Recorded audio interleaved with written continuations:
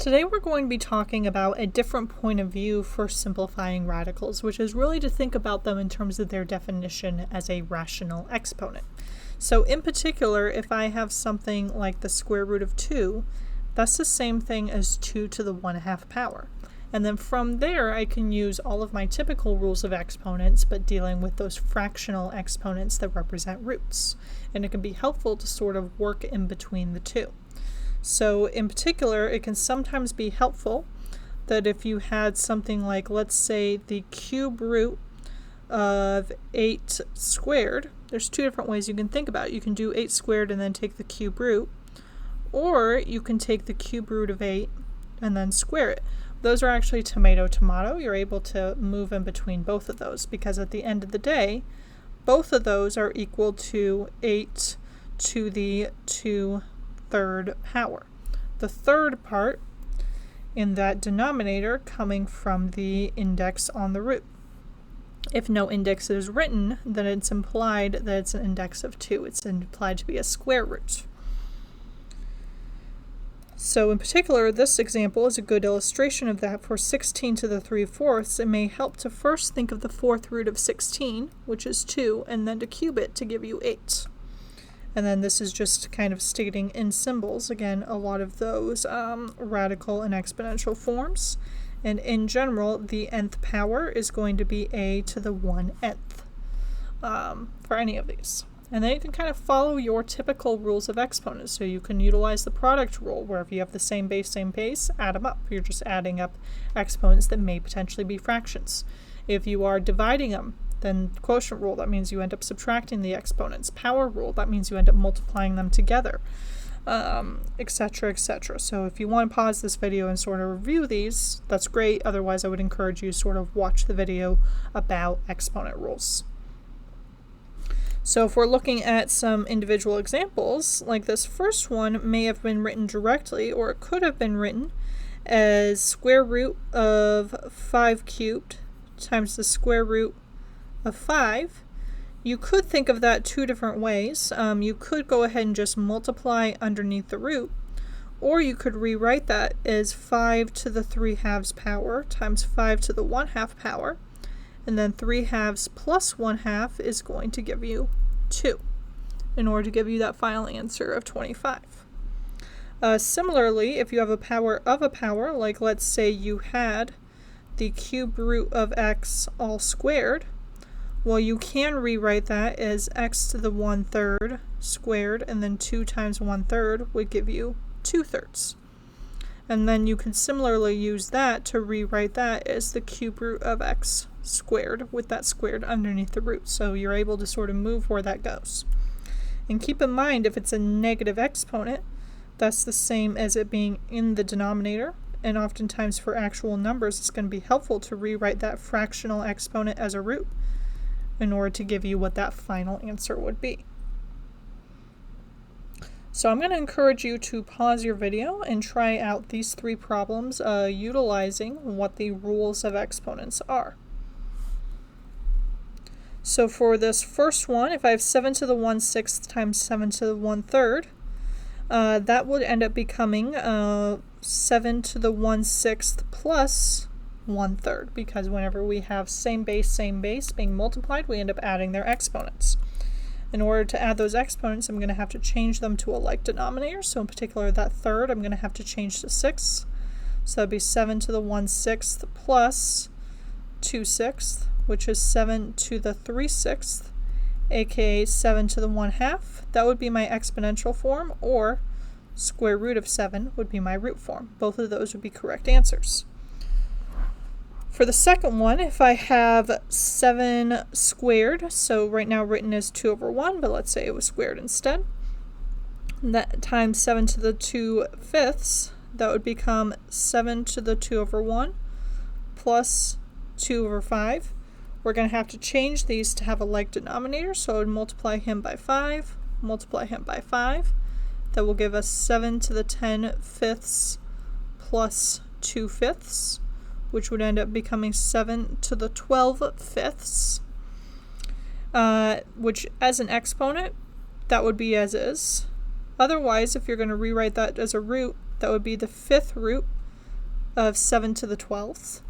Now we can actually think about what we were going over last time about how that's going to simplify a little bit, because remember, 7 to the 12th, I can rewrite that as 7 to the 5th times 7 to the 5th times 7 squared. So in particular, I can rewrite that as the 5th root of 7 to the 5th times the 5th root of 7 to the 5th times the 5th root of 7 squared. 5th root of 7 to the 5th will just make 7, so I'm going to have 7 squared times the 5th root of 7 squared. And that would be my final root form of the answer. So you might have to sometimes use your root simplification in that way. And just to make it clear, there's the 7 squared. Actually, let me write that 7 squared so it doesn't look like he's on the root. That is 7 squared from the two 7 to the 5ths that will perfectly break out from the root. And then we still have a 5th root of 7 squared underneath that root. Whenever it comes to division, recall that means that we're going to end up subtracting those fractions. And again, this only works because they have the same base. So that would be 1/6 minus 1/7. Then we're going to have to change them to their least common denominator of 42. So in particular, multiplying the first one by 7, the second one by 2. So that gives us 5 to the 7 over 42 minus 2 over 42. 7 minus 2 is going to give us 5.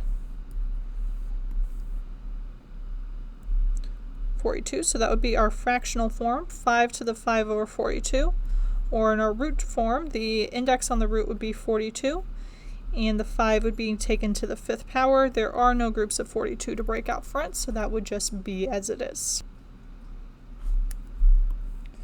For this last one, we've got ourselves a power of a power, and what do we do with those? We end up multiplying them. So that would be 2 to the 1/2 times 1/4. 1/2 times a 4th becomes 1/8. That would be our exponent form. Or in root form, that would be 2 to the 8th root of 2. We can do the same thing even if the exponents themselves are a little bit more complicated. So when it comes to simplifying these, first I'm going to want to distribute that exponent of exponents to everything inside. So that would be x to the 3/4 times y to the 3 times 3/4 gives us 9/4, all over x to the 3/56, y to the 7/4. Then we're going to have to end up subtracting where we have the same base, so it'd be x to the 3/4 minus 3/56 times y to the 9/4 minus 7/4.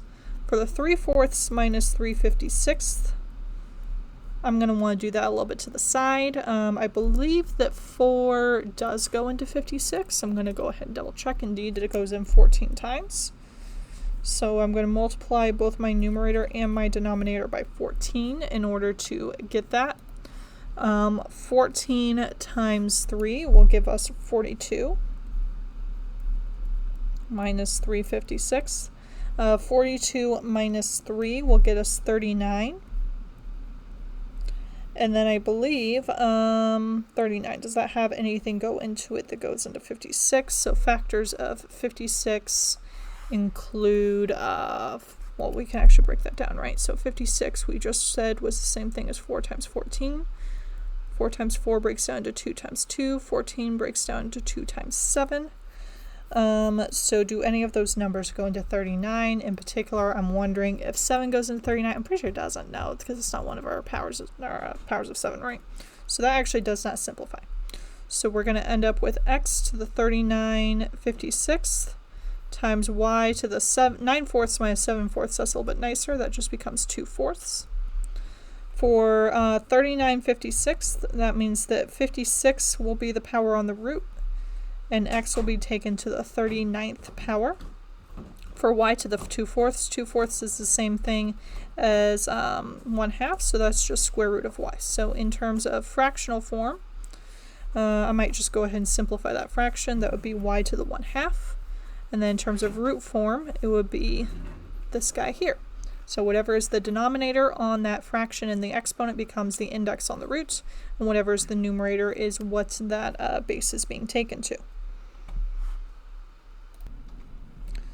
Whenever we have negatives involved, we can again use the same rules, but I'd also encourage you to go ahead and flip their location as well. But first I'm going to deal with just distributing that to both terms in here, because whenever we have multiple terms being taken to a power, we can distribute that power of powers to both of them.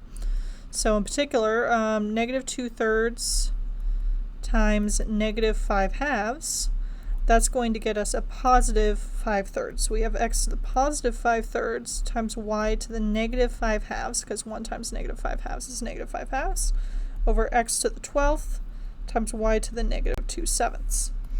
Now I'm going to go ahead and flip-flop the location of those negative exponents, because that's what a negative exponent does. So we have x to the 5/3 over x to the 1/12 times y to the 7/2 over y to the 5/2 because of those negative exponents. Notice how so far I'm really just approaching these like typical exponent problems, just that happen to include negatives.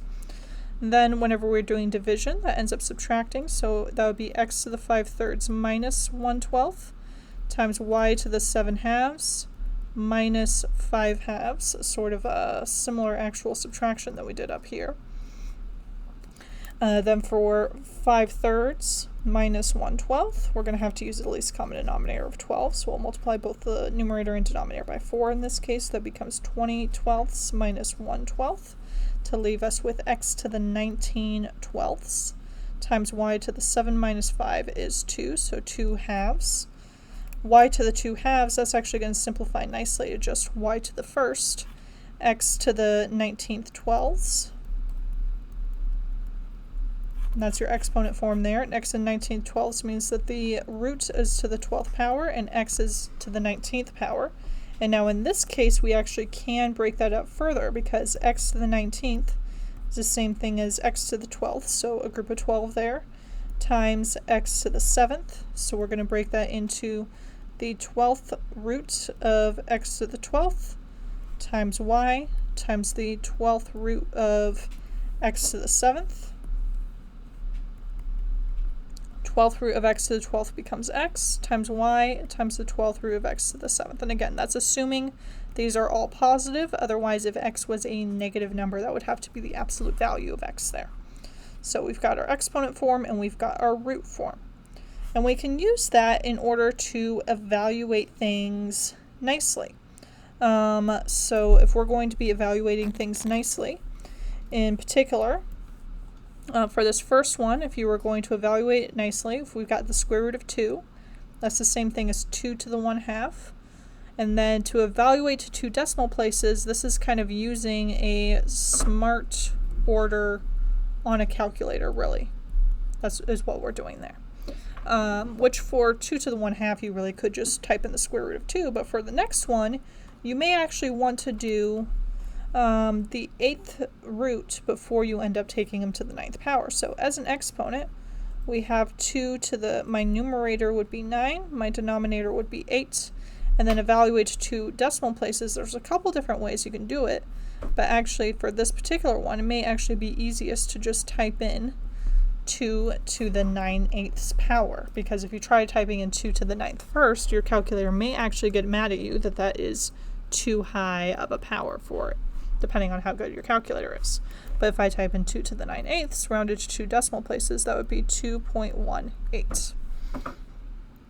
For this next one, again, if we're going to write that as a rational exponent, we're going to have 23, and then that 7 will be my denominator, and the 6 will be my numerator. So if I were to type that in, I would want to do 23 to the 6/7. And as a sanity check, if I'm taking it to a power that is less than 1, I should expect it to be smaller than 23. Well, if I'm taking it to a power bigger than 1, I would expect it to be a little bit bigger than 23. So if I do 23 to the 6/7 here on the side to a calculator, that would end up giving me 14.69, and 69 is followed by a 5, so that's actually going to round up to 14.7. For 15 to the 7/6, that's the other way around. So that power, that index on the radical would be 6, and the 15 would be taken to the 7th. And then if I were to type that in, 15 to the 7/6. Again, making sure that we're using a careful order there. That would give us 23.56. For this last one, again, the power on that, or the index on the radical would be 9 because that's the denominator on the exponent. And then we'd have 10 to the 8th. And then if we were to very, very carefully type that in, we would have 10 to the 8/9, which would give us 7.74 as our careful approximation. So in short, whatever is the denominator in the exponent becomes the index on the root, and otherwise all of your typical exponent rules are going to apply, and your typical rules of how you simplify radicals will also apply.